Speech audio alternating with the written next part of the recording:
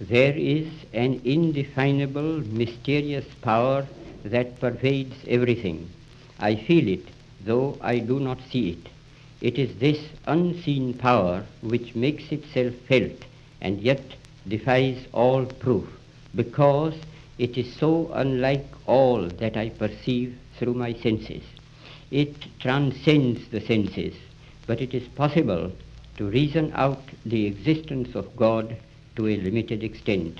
Even in ordinary affairs, we know that people do not know who rules or why and how he rules, and yet they know that there is a power that certainly rules.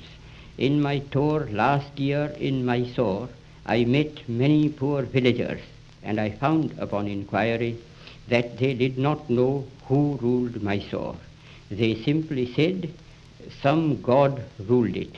If the knowledge of these poor people was so limited about their ruler, I, who am infinitely lesser in respect to God than they to their ruler, need not be surprised if I do not realize the presence of God, the King of Kings.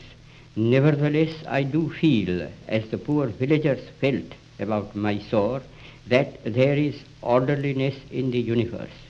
There is an unalterable law governing everything and every being that exists or lives. It is not a blind law, for no blind law can govern the conduct of living beings.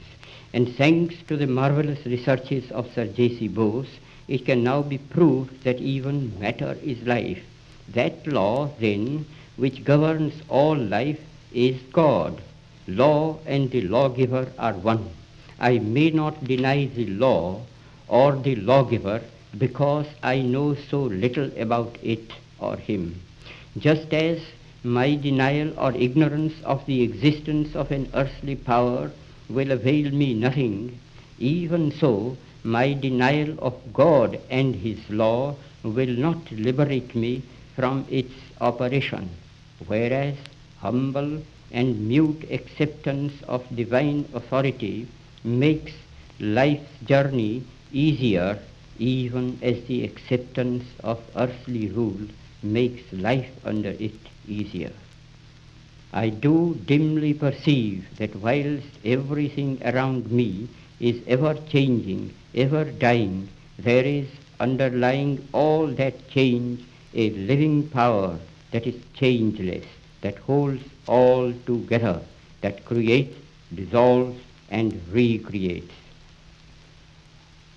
That informing power or spirit is God, and since nothing else that I see merely through the senses can or will persist, he alone is. And is this power benevolent or malevolent? I see it as purely benevolent, for I can see that in the midst of death, life persists. In the midst of untruth, truth persists. In the midst of darkness, light persists. Hence I gather that God is life, truth, light. He is love. He is the supreme good. But he is no God who merely satisfies the intellect, if he ever does. God, to be God, must rule the heart and transform it. He must express himself in every smallest act of his votary. This can only be done through a definite realization, more real than the five senses can ever produce.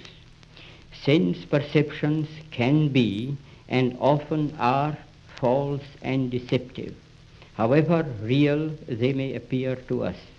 Where there is realization outside the senses, it is infallible. It is proved not by extraneous evidence, but in the transformed conduct and character of those who have felt the real presence of God within. Such testimony is to be found in the experiences of an unbroken line of prophets and sages in all countries and climes.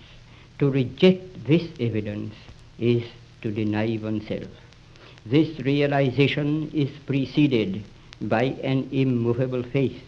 He who would, in his own person, test the fact of God's presence can do so by a living faith. And since faith itself cannot be proved by extraneous evidence, the safest course is to believe in the moral government of the world, and therefore in the supremacy of the moral law, the law of truth and love. Exercise of faith will be the safest where there is a clear determination, summarily, to reject all that is contrary to truth and love. I confess that I have no argument to convince through reason. Faith transcends reason.